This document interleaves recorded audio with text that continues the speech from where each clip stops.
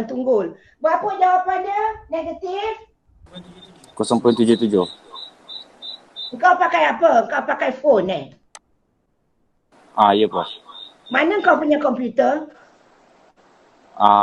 Saya tak ada komputer Prof. Kau tinggal kat mana? Seremban. Kau tinggal kat Seremban. Bapak kau kerja apa? Tak kerja Prof. Mak kau kerja apa? Dah tak ada Prof. Mak kau dah tak ada. Bapak kau tak ada kerja. Ya Prof. Kau tak ada adik-beradik? Ada Prof. Kau cakap dengan kakak kau, kalau dia ada gelang emas, pergi jual kat gelang emas, pergi beli komputer. Aku cakap dengan kamu, kalau kau ada kakak ada gelang emas, pergi jualkan gelang emas, beli komputer. Patut tu kau tak boleh belajar dengan baik disebabkan kerana kau tidak ada komputer. Lepas ni aku akan ajar kau Excel. Pasal itu kau akan menjadi dropout student. Semester 5 kau tak ada komputer. Aku sanggup, aku tak ada pakaian. Aku ada 5 lai je pakaian. The most important, the computer is very, very important for me. Hanya 800 saja beli komputer. Apa masalah kau? Pasal itu aku tak boleh duduk orang dengan B40. Ya. Dia lebih memikirkan pasal lain daripada pelajaran. Okey kelas, kau tutup kamera kau tu. Aku tak nak tengok lagi dah. Okey kelas.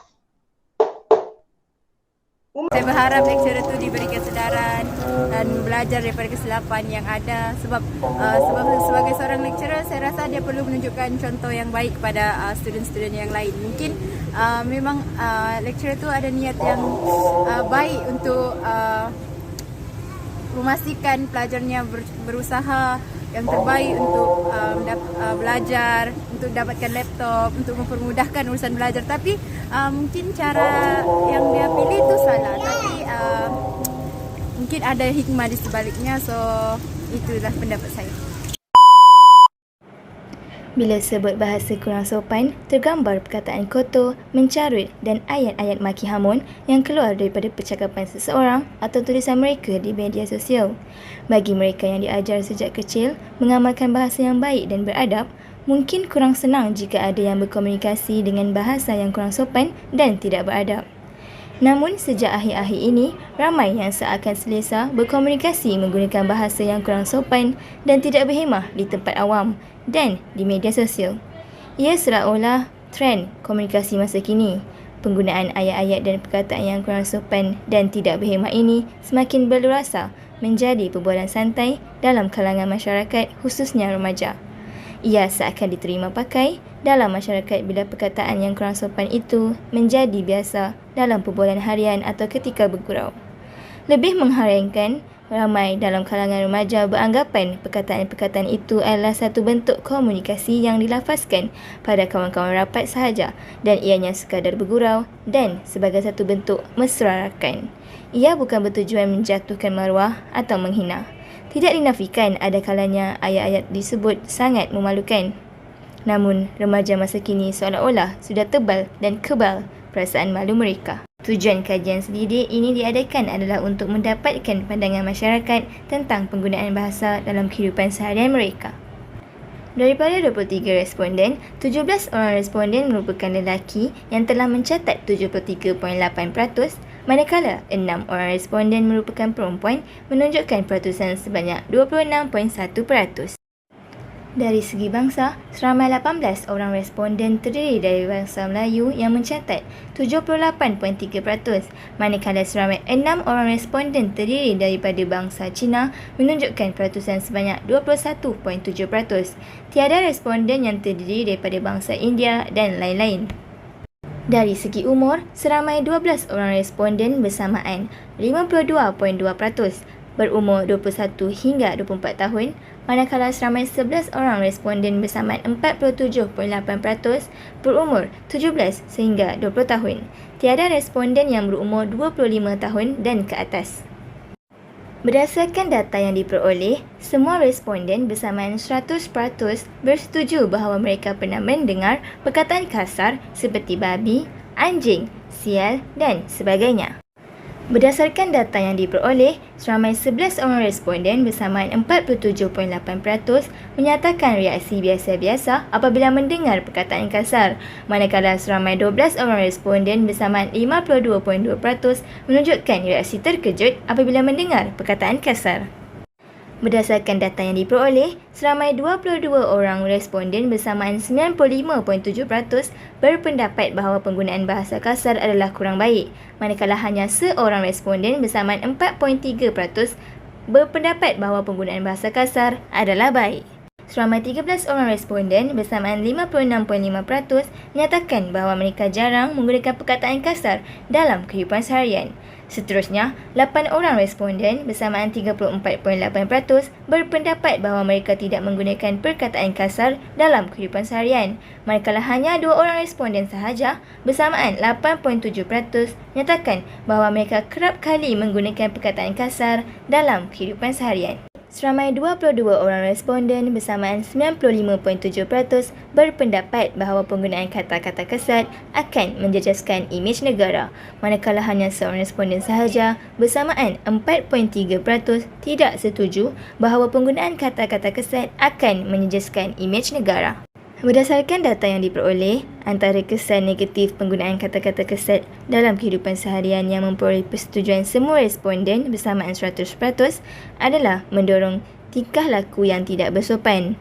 Manakala kesan negatif yang memperoleh persetujuan responden yang paling sedikit iaitu 14 orang bersamaan 60.9% adalah terjebak dalam masalah sosial. Antara faktor yang mendorong penggunaan kata-kata kesat dalam kehidupan seharian yang memperoleh persetujuan semua responden bersamaan 100% adalah pengaruh rakan sebaya.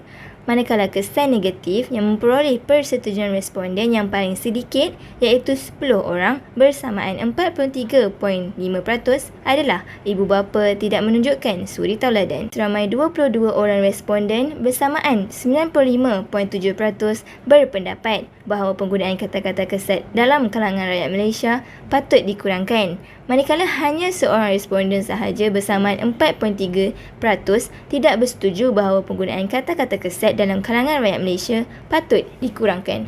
Antara cara yang paling berkesan dalam melahirkan generasi yang terdidik dengan penggunaan tutur kata yang beretika dan berprestasi tinggi ialah peranan ibu bapa dan pengaruh tempat persekitaran yang mendapat persetujuan 7 orang responden bersamaan 30.4%.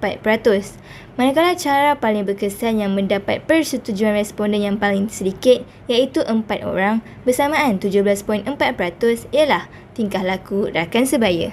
Berdasarkan hasil kajian yang diperoleh secara keseluruhan, kami mendapati bahawa kesemua responden pernah mendengar kata-kata kasar dalam kehidupan seharian mereka. Pada masa yang sama, sesetengah responden menunjukkan perasaan terkejut apabila mendengar kata-kata tersebut. Seterusnya, bilangan responden yang berpendapat penggunaan kata-kata kasar dalam kehidupan seharian adalah kurang baik mencatatkan sebanyak 22 orang. Hal ini dikatakan demikian kerana mereka berpendapat bahawa penggunaan kata-kata tersebut akan menjejaskan imej negara. Tidak dapat dinafikan juga bahawa penggunaan kata-kata kasar dalam kehidupan seharian akan menunjukkan tingkah laku seseorang itu tidak bermoral dan kurang sopan. Penggunaan kata-kata yang kurang sopan dalam kehidupan seharian akan memberikan kesan kepada individu, masyarakat dan negara. Antara kesan penggunaan bahasa yang kurang sopan terhadap individu, ia akan mengakibatkan seseorang itu mengalami tekanan akibat dimalukan di media sosial. Contohnya, ramai di kalangan masyarakat kini mengambil inisiatif untuk meluahkan kemarahan mereka terhadap seseorang dengan mengaibkan mereka sama ada dengan memuat naik status atau gambar yang memalukan. Hal ini akan mengakibatkan emosi si mangsa akan terjejas. Diri juga akan dipandang serong dan kurang dipercayai oleh orang sekeliling. Seterusnya, kesan penggunaan kata-kata yang kurang sopan kepada masyarakat ialah boleh merosakkan hubungan antara satu sama lain. Malahan, ia juga akan menyebabkan sesuatu hubungan itu akan mengalami masalah komunikasi. Hal ini kerana mungkin ada juga di antara mereka yang mudah terasa dengan percakapan kita dan membuatkan mereka berjauhan dengan kita. Ia juga boleh menyebabkan berlakunya keruntuhan akhlak dalam kalangan masyarakat. Hal ini kerana orang ramai akan mula menggunakan kata-kata kesat sepanjang mereka berkomunikasi dengan orang lain.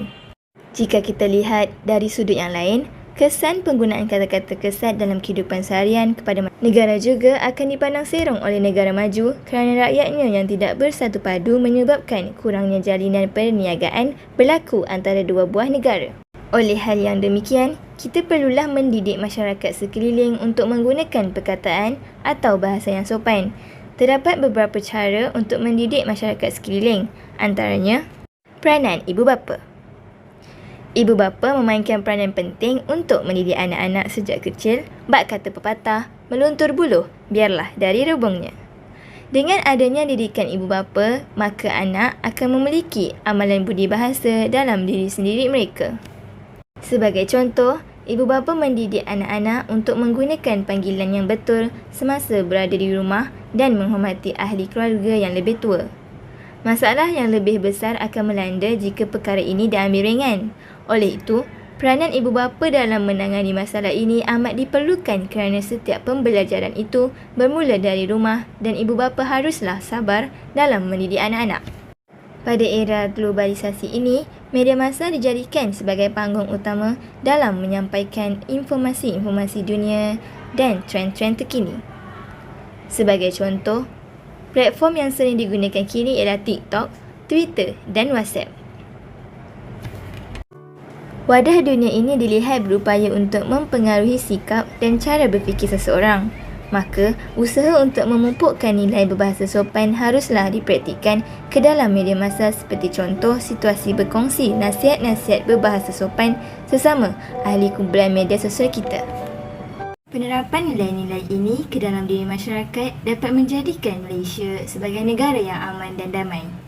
Dengan ini, dapatlah kita lihat betapa pentingnya nilai bertolak ansur dan bersabar agar imej masyarakat Malaysia sentiasa terjaga. Sikap tolong-menolong patutlah diamalkan dalam sepanjang hidup masyarakat Malaysia untuk mewujudkan suasana yang aman dan harmoni seperti yang digambarkan dalam video ini. Perasaan kegembiraan dan keharmonian dalam diri masyarakat Malaysia sememangnya tidak dapat diwujudkan tanpa adanya sikap saling membantu. Secara kesimpulan, penggunaan kata-kata kesat dalam kalangan rakyat Malaysia perlulah ditangani dengan cara yang berkesan. Hal ini dikatakan demikian kerana ini dapat mewujudkan tanggapan yang baik kepada orang ramai serta dapat menunjukkan ciri-ciri rakyat Malaysia yang bersopan santun serta berbudi bahasa. Pada masa yang sama, hal ini dapat mewujudkan satu suasana yang aman dan harmoni dalam kalangan rakyat Malaysia. Seiring dengan slogan budi bahasa budaya kita, ini telah menunjukkan kepentingan rakyat Malaysia untuk berhemah tinggi serta hormat menghormati dalam kehidupan seharian. Oleh hal yang demikian, sudah terang lagi bersuluh bahawa setiap rakyat Malaysia haruslah menunjukkan adat yang bersopan santun dalam sepanjang hidup agar dapat menjadi suri teladan kepada generasi muda yang akan datang. Bersamalah kita membentuk sebuah masyarakat yang ramah dan mesra, elok berkerti untuk kesejahteraan hidup bersama. Sekian, terima kasih.